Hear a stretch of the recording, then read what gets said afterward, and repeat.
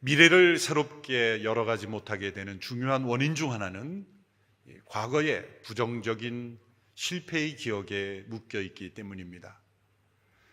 과거의 기억 가운데 우리의 삶을 묶어 놓는 것, 그것 중에 대부분은 실패에 대한 기억입니다. 그 실패에 대한 자책감, 실패로 인한 상처, 또 실패로 인한 자기 자신에 대한 절망, 이 모든 것들이 우리를 새로운 인생으로 살아가도록 만드는 장애물이 됩니다. 캘린더의 숫자는 바뀌어서 새로운 한 해가 왔지만 새로운 미래가 열리지 않는 것은 바로 이 과거의 실패에 묶여 있기 때문입니다. 그 실패로부터 자유로워지고 그 실패에 대한 부정적 감정으로부터 치유되지 않으면 우리의 삶의 미래는 새로워질 수 없습니다. 우리가 어떻게 이러한 과거의 실패로부터 자유로워질 수 있을까요? 우리를 구원하시고 우리의 주님 되신 그 주님의 사랑 안에 해답이 있습니다. 주님께 대한 우리의 사랑이 아니라 우리를 사랑하시는 그 주님의 사랑이 어떠한 사랑인지를 깨달을 때, 그 사랑 안에 깊이 머무를 때 놀랍게 회복이 일어납니다. 오늘 본문에 실패한 베드로를 찾아오셔서 그 베드로를 회복시켜 주시는 그 예수님의 사랑을 우리는 확인할 수 있기 때문입니다.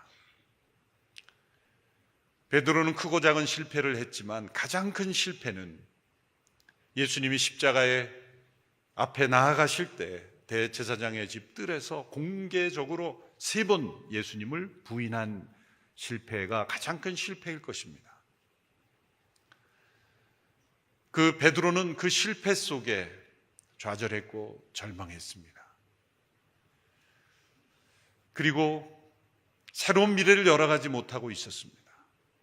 그러나 예수님은 그 실패한 베드로를 버리지 않으셨습니다. 그 베드로를 찾아오셨고 베드로를 그 실패의 늪에서 건져주셨고 그에게 소명을 새롭게 해주심으로 그가 복음이 온 세상에 증거되는 일에 그를 사용해 주셨습니다. 이 베드로를 붙잡아 주시고 새롭게 해주시는 그 주님이 바로 저와 여러분의 주님이시기, 저와 여러분의 실패를 주님께서 어떻게 바라보시고 그 과거의 실패로부터 우리를 어떻게 새롭게 하시는지를 오늘 말씀을 통해 새롭게 확신하게 되기를 바랍니다. 요한복음 21장은 베드로가 물고기를 잡으러 가겠다라는 그 말로 시작을 합니다. 3절에 보면 베드로가 다른 제자들에게 말합니다. 나는 물고기 잡으러 가겠소. 여기에 다른 제자들이 합세하고 동조합니다. 나도 함께 가겠소. 물고기를 잡아 단지 배고픈 배를 해결하고 생계를 해결하는 것 중요한 일이죠. 그러나 단지 배고픔을 해결하는 단순한 문제를 기록하기 위해서 성경이 이 중요한 예수님의 부활 이후의 행적을 기록하는 요한복음 21장에 기록할 이유는 없을 겁니다. 중요한 의미가 있는 것입니다.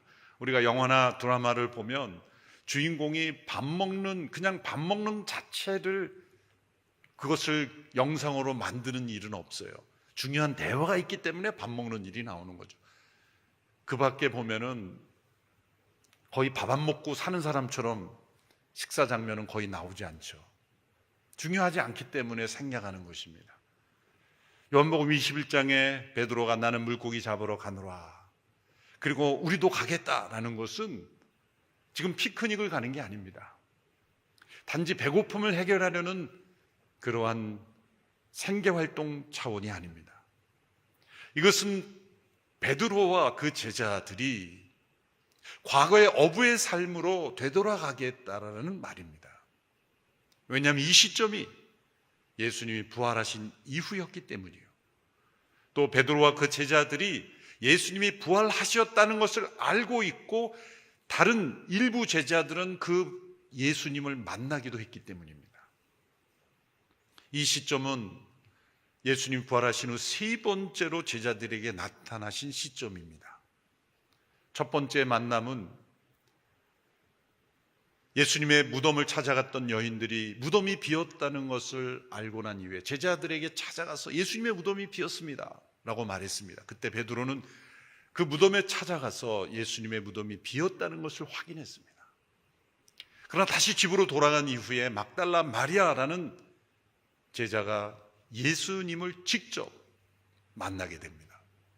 그것이 첫 번째 예수님이 직접 나타나신 것입니다. 두 번째는 도마를 제외한 제자들 가운데 나타나셨다고 기록이 되어 있습니다. 도마를 제외한 제자들이 그 명단은 나와 있지 않지만 어쩌면 베드로가 그 가운데 있을 수도 있고 없을 수도 있었습니다.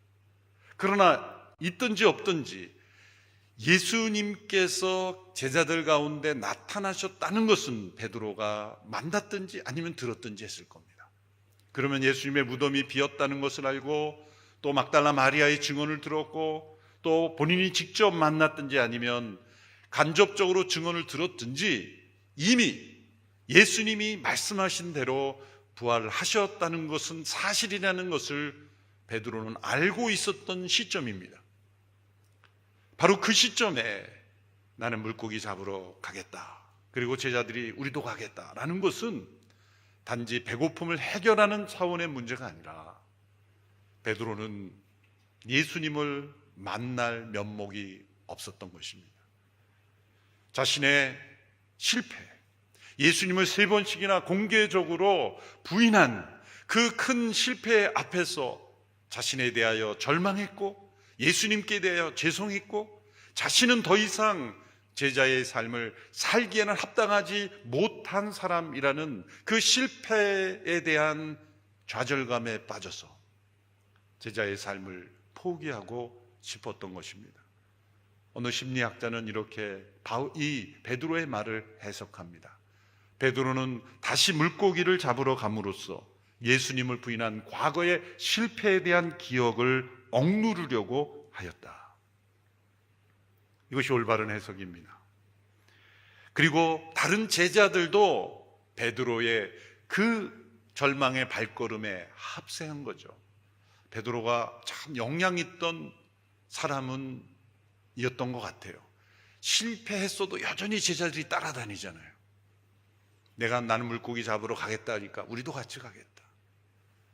이 베드로의 실패에 대한 이 절망의 발걸음에 다른 제자들도 함께 합세해 가고 있었습니다. 바로 그때 예수님이 그 제자들 가운데 나타나셨고 특별히 베드로를 개인적으로 만나주심으로 그 실패의 늪에 빠져있는 베드로를 다시 건져주시고 그의 소명을 다시 새롭게 해주시는 말씀이 요한복음 21장 마지막의 말씀입니다. 얼마나 은혜스럽고 얼마나 우리에게 소망을 주고 우리 주님이 어떤 분인지를 이보다 더 분명하게 알려주시는 말씀이 없습니다. 실패한 베드로를 다시 회복시켜 주시고 그의 소명을 새롭게 해주시는 분이 우리 주님이시라면 저와 여러분의 실패에도 동일하게 우리 주님은 대해 주신다는 거죠. 우리의 실패, 과거의 실패를 예수 그리스도의 십자가에서 올바로 처리하고 해결하고 정결케 되고 그리고 부활하신 주님과 더불어 새로운 소명으로 살아가도록 우리를 새롭게 해주시는 주님, 이 주님을 우리가 만남으로 새로운 한 해를 시작하게 되기를 바랍니다. 예수님께서 실패한 베드로를 회복시키기 위해서 3가지의 세팅을 준비하셨다는 걸 우리는 알 수 있습니다. 첫 번째 세팅은 빈 그물입니다. 이날 베드로와 제자들은 갈릴리 호수에서 고기를 잡기 위하여 그물을 내리고 있었습니다. 그런데 그물을 내릴 때마다 계속해서 빈 그물이 올라오는 것이었습니다. 다른 제자들은 몰라도 베드로에게만큼은 이 빈 그물은 심상치 않은 상황입니다. 어부에게 있어서 이 그물이 비어 올라온다, 이건 수치스러운 일이요, 어부의 실패입니다. 계속 그물이 비어 올라올 때마다 베드로는 몇 년 전 그가 예수님을 처음 만나서 제자의 삶을 시작했을 때를 상기하였을 것입니다. 누가복음 5장의 사건이죠. 그가 그물을 버려두고 예수님의 제자로서의 삶을 시작하였던 계기가 무엇입니까? 바로 빈 그물이었습니다. 그날 베드로는 밤이 맞도록 그물을 내렸지만 한 마리도 잡지 못했습니다. 어부로서의 실패죠. 베드로는 갈릴리에서 잔뼈가 굵은 어부입니다. 어릴 적부터 갈릴리 호수에서 어부로서 성장한 사람입니다. 어쩌면 갈릴리 어부협회 회장도 역임하고 또 현직일 수도 있습니다. 그러나 한 마리도 잡지 못하고 아침에 그물을 씻고 있었습니다. 그물에 끌려 올라온 쓰레기들만 정리하고 깨끗하게 하고 있었던 때입니다. 그런데 바로 옆에 많은 군중과 함께 예수님이 서 계셨습니다. 사람들은 그 예수님의 말씀을 들으려고 모여들었던 것이죠. 밤새도록 그물을 내리고 한 마리도 잡지 못하고 있던 베드로가 그물을 씻고 있었을 때 그 군중들을 보면서 어떤 생각이 들었겠습니까? 하루하루 먹고 살기에 바쁜, 하루하루를 일하지 않으면 살 수 없는 그 베드로의 입장에서 봤을 때는 저렇게 선생님의 말씀이나 들으러 다니는 사람들이 한가하게 보였을지도 모릅니다. 베드로는 현실주의자였습니다. 그래서 못 본 척, 무관심한 척 여겼죠. 그런데 예수님은 그 시몬의 배에 오르셔서 가르치시고 말씀하셨습니다. 깊은 데로 가서 그물을 내리라. 아니, 지금은 그물을 씻고 있는데 다시 내리라니요. 언어에 보면 그물 전체를 다 내리라 그랬어요.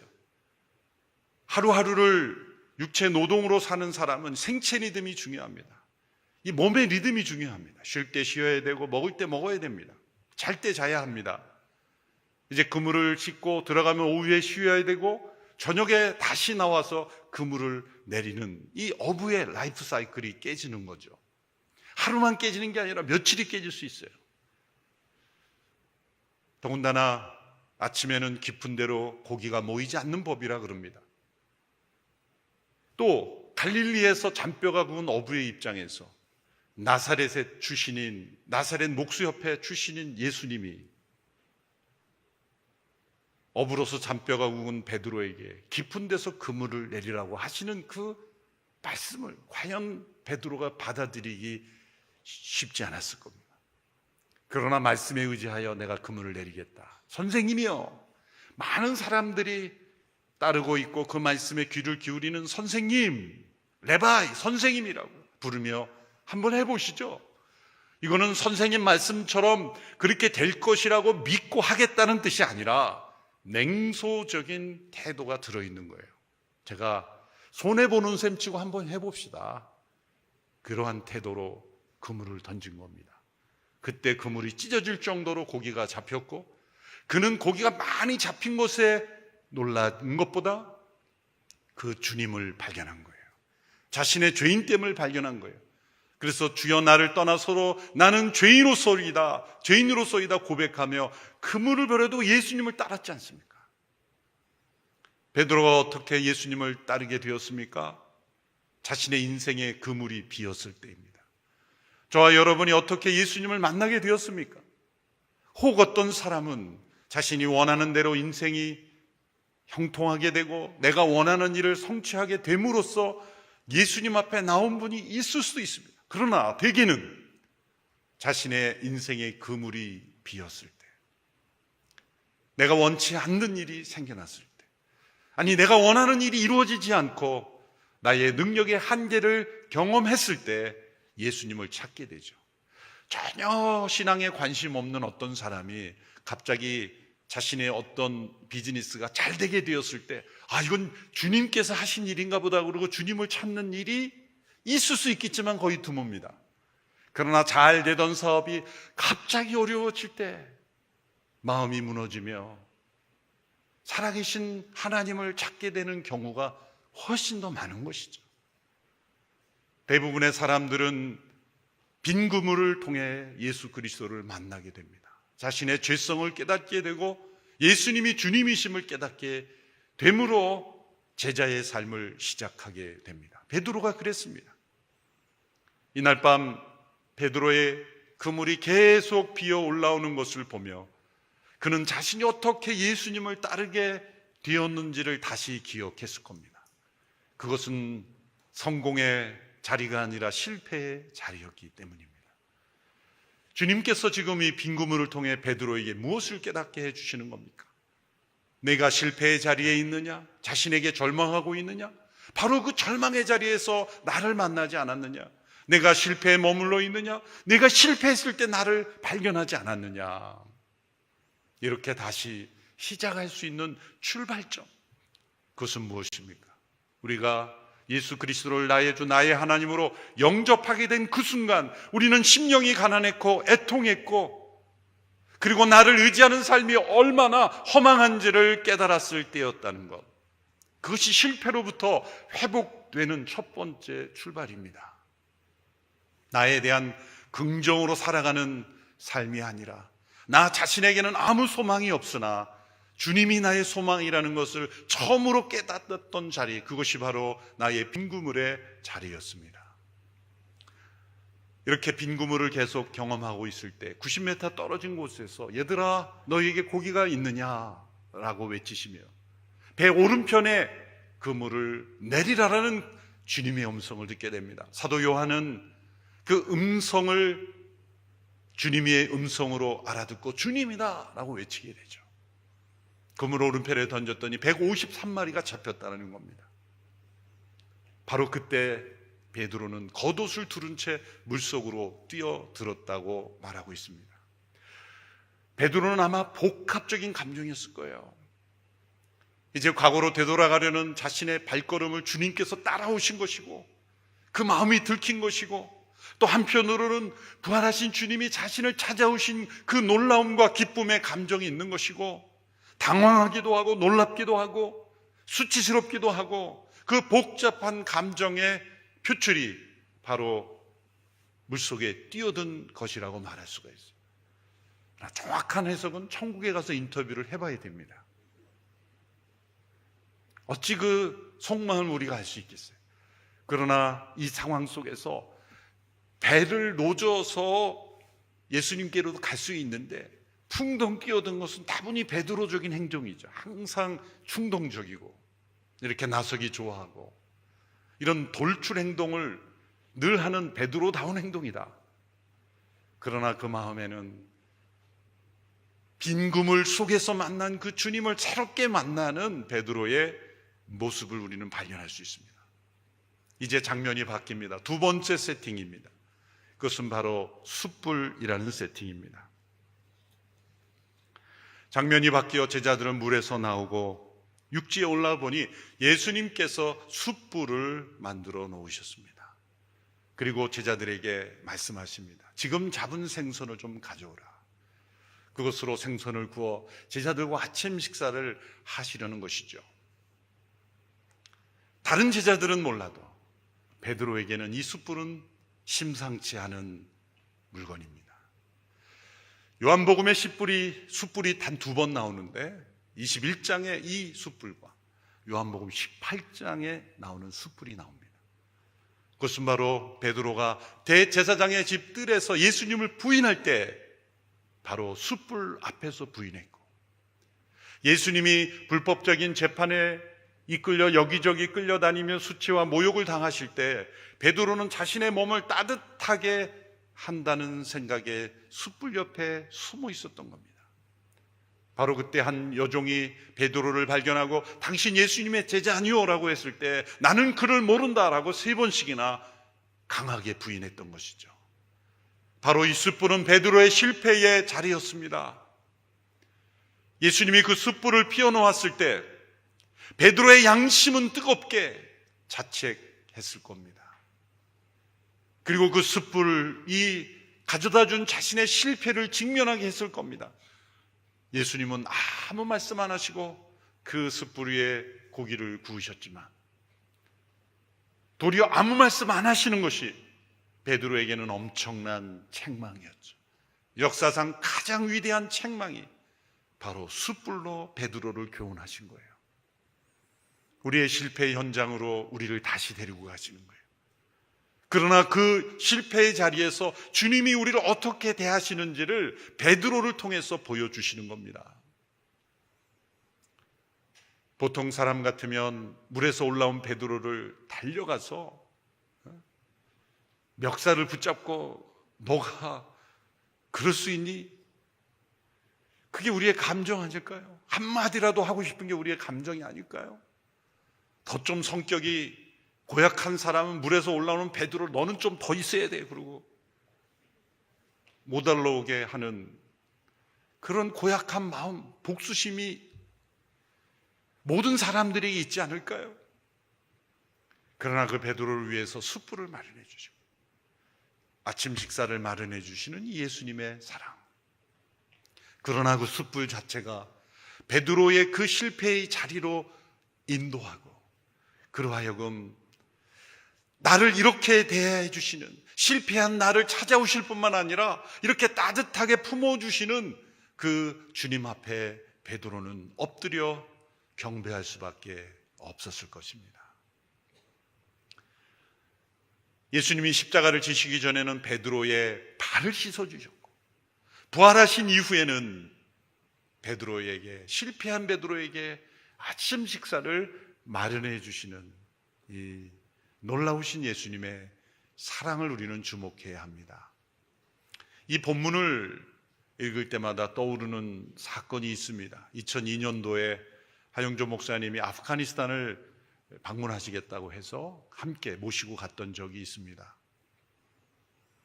미국이 아프간 침공한 직후, 침공을 끝낸 직후였기 때문에 그 나라 전체가 카불 시는 거의 90%가 다 무너졌다고 봐도 될 정도로 엄청난 폭격으로 폐허가 되었던 바로 그때였습니다. 한 목사님이 우리 선교 영상에 나오는 두 아이를 품고 이렇게 그 무너진 잔해를 배경으로 찍었던 사진을 제가 찍은 사진인데, 그때 한 목사님이 이제 아프가니스탄을 방문하시겠다. 파키스탄에서 비자를 받으려고 며칠 기다렸다가 또 민항기가 없어서 유인기를 같이 끼어 타고 들어가는 힘든 여행이었습니다.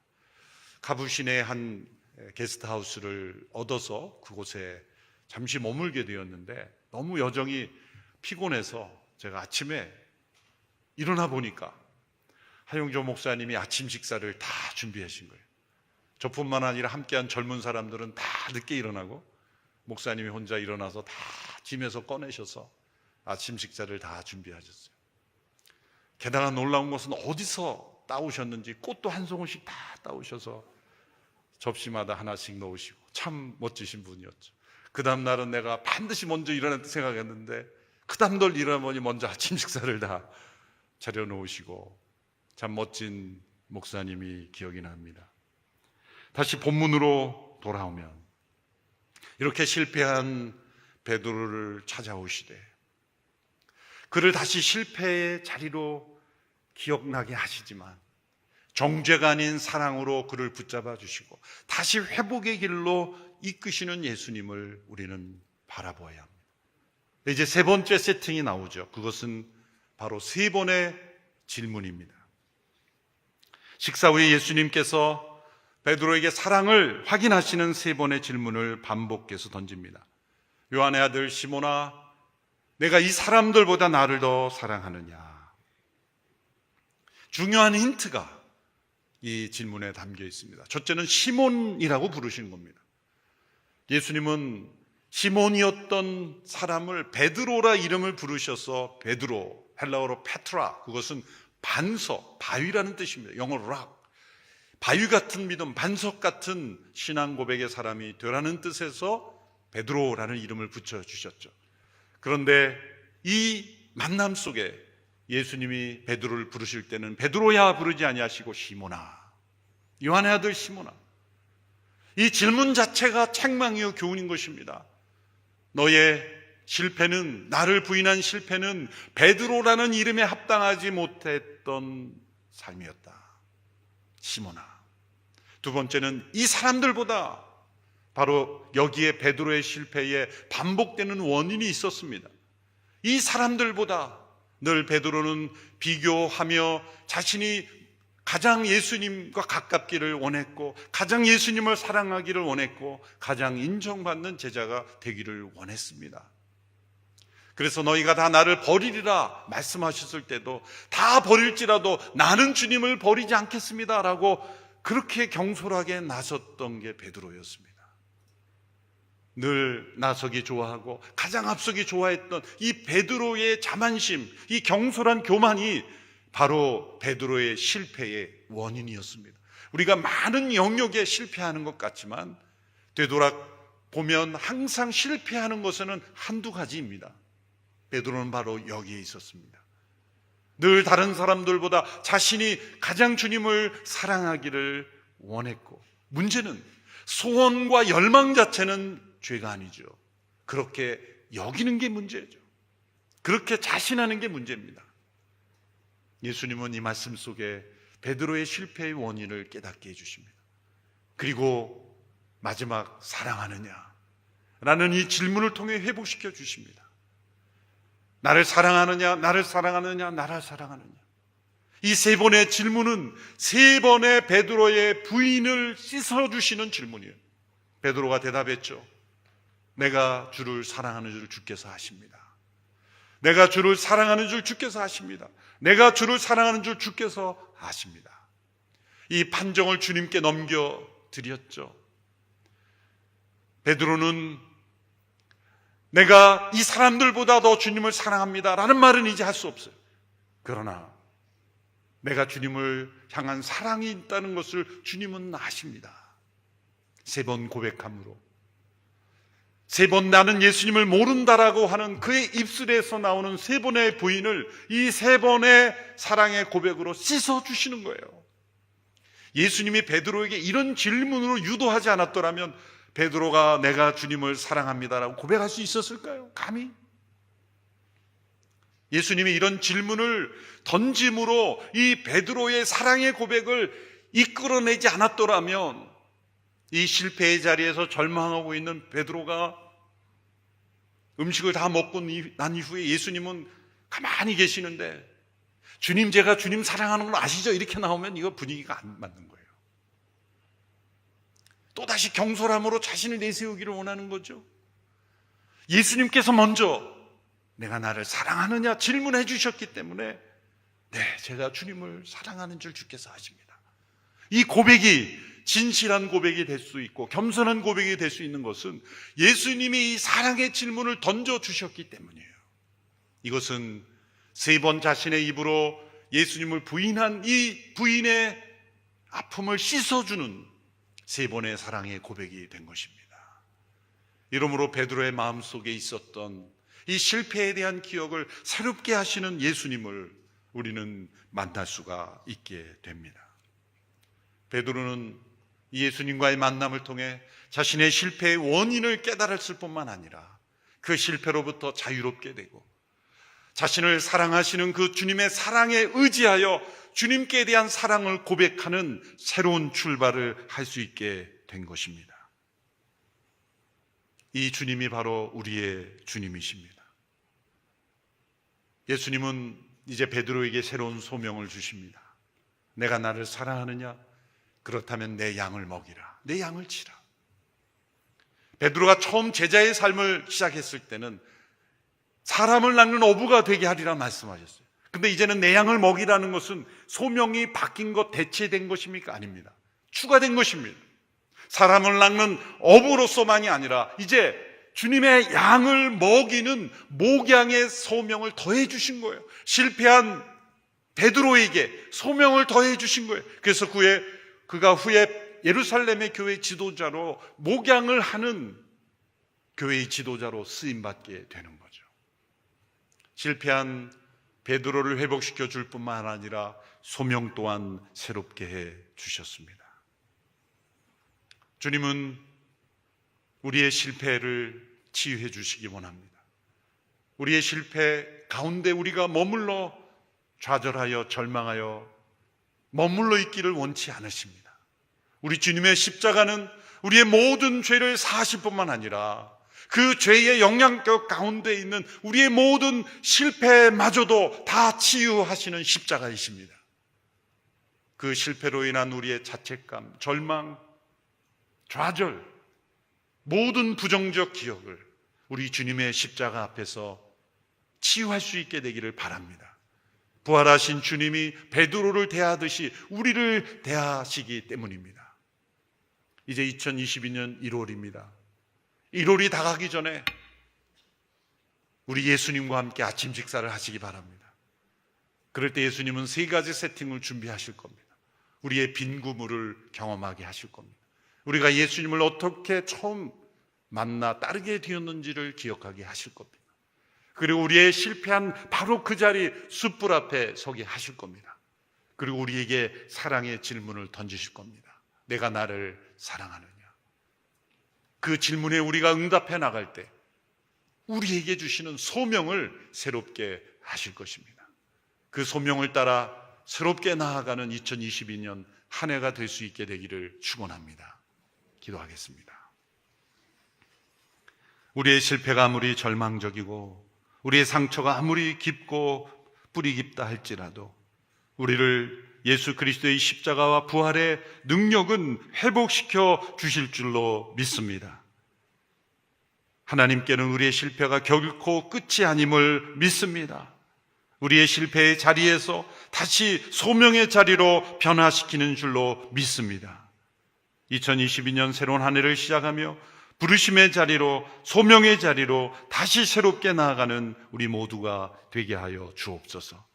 예수님의 이름으로 기도하옵나이다. 아멘.